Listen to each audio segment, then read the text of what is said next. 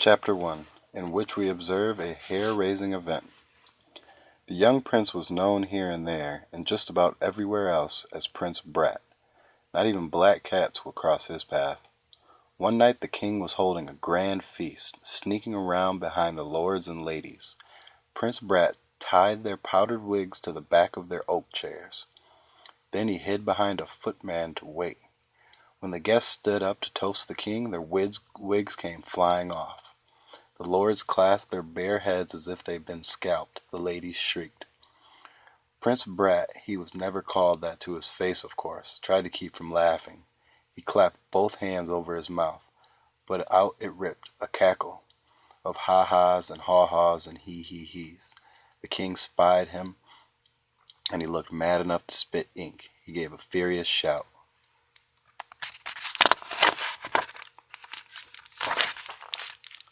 "Fetch the whipping boy!"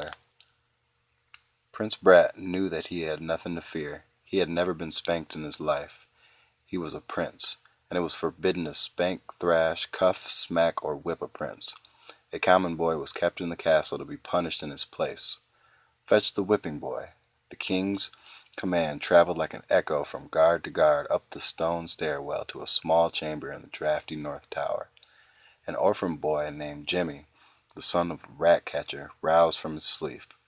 He had been dreaming happily of his ragged but carefree life before he had been plucked from the streets and sewers of the city to serve as royal whipping boy.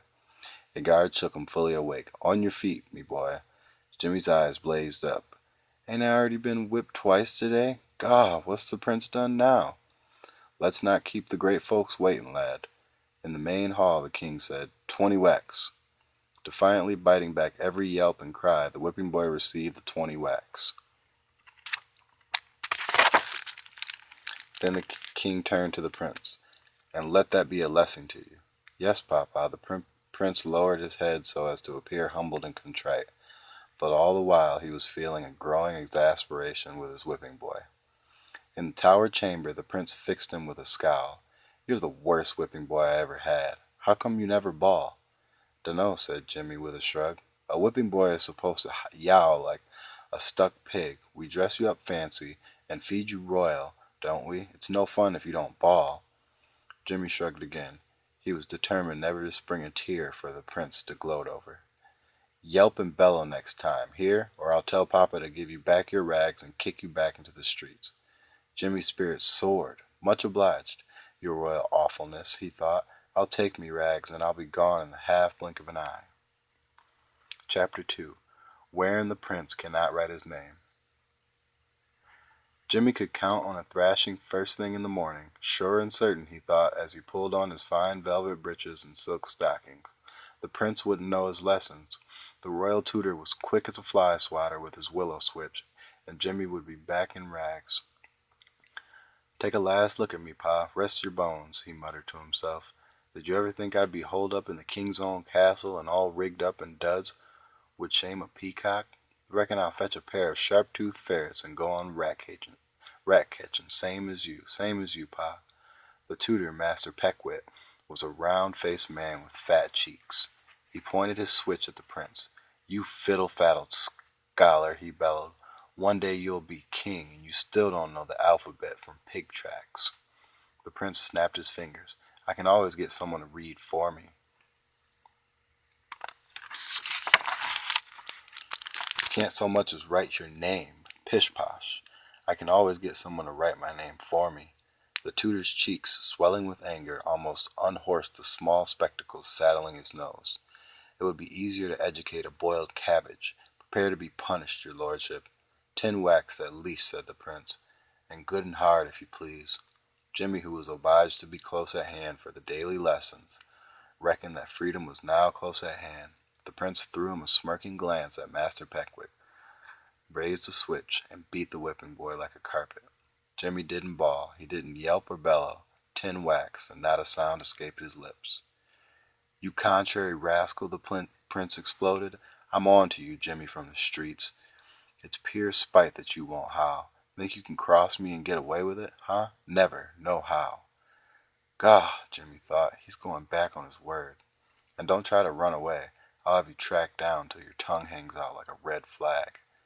And so it went for more than a year. The prince learned nothing. The whipping boy learned to read, write, and do sums. Chapter 3. The Runaways. On a night when the moon gazed down like an evil eye, the young prince appeared in Jimmy's chamber. Boy, boy, tumble out of bed. I need a manservant. Jimmy saw that the prince was wearing a black cloak and carrying a wicker basket the size of a sea chest. What you up to now? Walking in your royal sleep, are you? I'm running away. The whipping boy sat bolt upright. Hardly a day passed that he didn't make one plan or another to run off. But a prince? What horrible new mischief was this? You can't hop off like you was a common folk.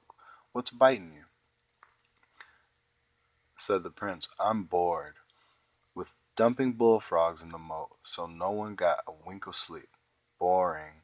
And didn't you laugh fit to kill when the knights slipped off their horses and clattered to the ground?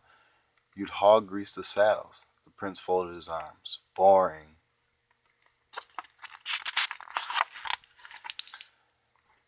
And don't you get me thrashed so that this hide of mine feels like the devil run me over with spikes in his shoes? Let's be off. Why me? Jimmy thought. Can't you find a friend to run off with? But no, not you, Prince Brat. You've got no friends. That's why me. Jimmy pointed to the window. It's night out, he protested. The best time, replied the prince. But ain't you afraid of the dark? Everyone knows that. You won't even sleep without a lit candle. Lies. Anyway, the moon's up. Good and bright. Come on. Jimmy stared at him with dreadful astonishment. The king'll have a gory-eyed fit. Positively. He'll hunt us down. He'll get off light as a feather, but I'll be lucky if they don't whip me to the bone. More likely I'll be hung from the gallows, scragged for sure. You're a lookout, said the prince with a dry grin. Carry the basket, Jimmy, from the streets, and follow me. Chapter 4. Containing Hands in the Fog. The night moon had lit their way like a lantern, but by dawn the runaways, double-mounted on a horse from the castle stable, were hopelessly lost. A thick fog had swirled in. They strayed from the road, and trees had closed in on them. Forests is creepy things, said Jimmy, hanging onto the basket as best as he could. Gimme cobbled streets any time. A low branch almost swept them off the saddle. Boy, said the prince, get down and lead this dumb-headed beast.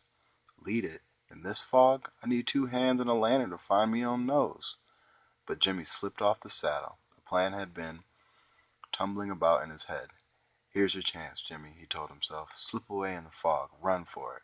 No more whippings for you. Not if you can't be found. The great sewers, Jimmy, that's the place to hide. What's keeping you? Asked the prince. Grab the halter.